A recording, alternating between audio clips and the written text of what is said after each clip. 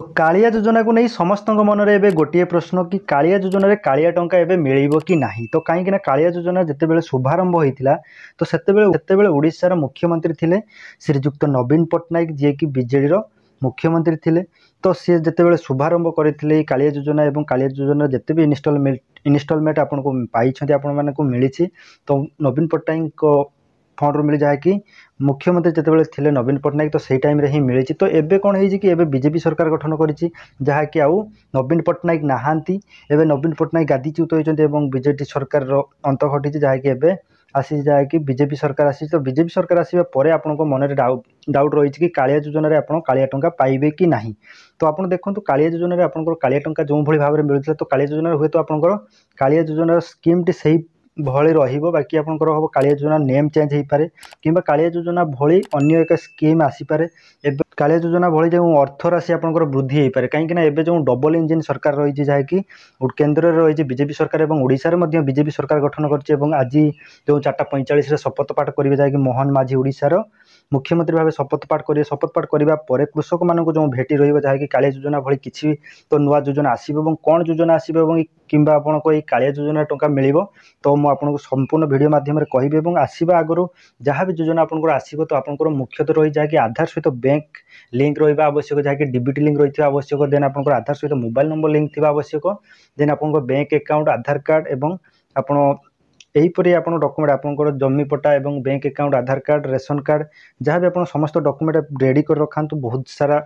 योजना एवं आसो। तो आपण मैंने एप्लाई करेंगे और कौन कौन योजना आसो केमी एप्लाई करेंगे डिटेल मुझे वीडियो माध्यम जनइबी। तो आशा करुँच आप यहीपरी अपडेट पाइबा चाहूँगे एबे ही आम चैनल को सब्सक्राइब करूँ शेयर करूँ लाइक करूँ। कालिया योजना को नहीं समस्त मन में गोटे प्रश्न तो कालिया टंका एबे आसीबो कि नाही कहीं कालिया टंका जितेबाला घोषणा होता और कालिया योजना जितेबाला मिलता सेतेबेले ओडिशार मुख्यमंत्री थे नवीन पट्टनायक एवं जहाँकि बिजु जनता दल थिला जहाँकि बीजेडी तरफ नवीन पट्टनायक मुख्यमंत्री थे। तो सेतेबेले घोषणा करते कालिया योजना टंका जहाँकि कालिया योजना थिला वर्ष को आपंकर 4000 टंका मिलूला 2000 लेखाएं किंतु जितेबाला फास्ट कालिया योजना स्टार्ट होता तो सेतेबेले दुईटी किस्त मिलता 5000 5000 10,000 लेखाएं समस्त मिलता जो मैंने कि योग्य हिताधिकारी थे से मिलता। बाकी नेक्स्ट स्टेप रे जितेबाला नेक्स्ट इनस्टलमेंट आपको किस्त मिलता से मिलता 2000 लेखाएं आपको वार्षिक जहाँकि 4000 टंका मिलता और दुईटी लेखाएं किस्त वर्ष में आपको दुईटी किस्त मिलता 2000 लेखाएं आपको 4टी किस्त यहीपरी भाव में कालिया योजना टंका मिलता। तो समस्त मन में एबे गोटे प्रश्न जहाँकि एबे तो सरकार चेंज होती जहाँकि 24 वर्ष शासन पर नवीन पट्टनायक जो बिजु जनता दल था बीजेपी बहुमात्रा विजयी पर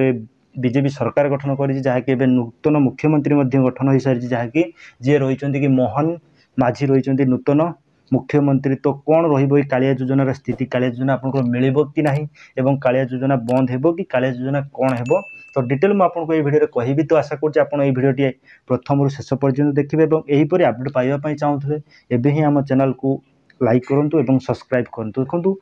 पूर्वर जो आमर मुख्यमंत्री थे नवीन पट्टनायक तो से घोषणा करते जहाँकि कालिया योजना आपंकर वार्षिक मिलता 4000 टंका एबे जो मिलूला रिसेंटली आपंकर मार्च 12 2024 में मिलता 2000 लेखाएं आपको मिलूला। बाकी एबे जो डबल इंजिन सरकार आसी जहाँकि बीजेपी सरकार आसी डबल इंजिन केन्द्र में अच्छी आम ओडिशा मुख्यमंत्री नूतन मुख्यमंत्री घोषणा हो सारी जहाँ नाम रही कि मोहन माझी। तो कौन रही कालिया योजना देखो आप कालिया योजना आपको मिल कि ना आप डाउट अच्छी तो कालिया योजना आपको मिल जो भाई भाव में कालिया योजना स्कीम रही है तो कालिया योजना नेम हुए तो चेंज हो पाए कालिया योजना नेम हुए तो चेंज हो पाए तो यहीपरी स्कीम रही। बाकी आपको देखो कालिया योजना आपको वार्षिक आपको 4000 टंका मिलूला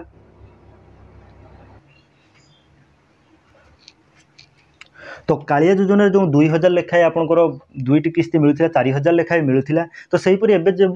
जो भाई भाव में देखा मिलूँ जहाँकि डबल इंजिन सरकार जहाँकि बीजेपी सरकार गठन कर सारे पर केन्द्र में प्रधानमंत्री रही बीजेपी सरकार और ओडिशा रे रही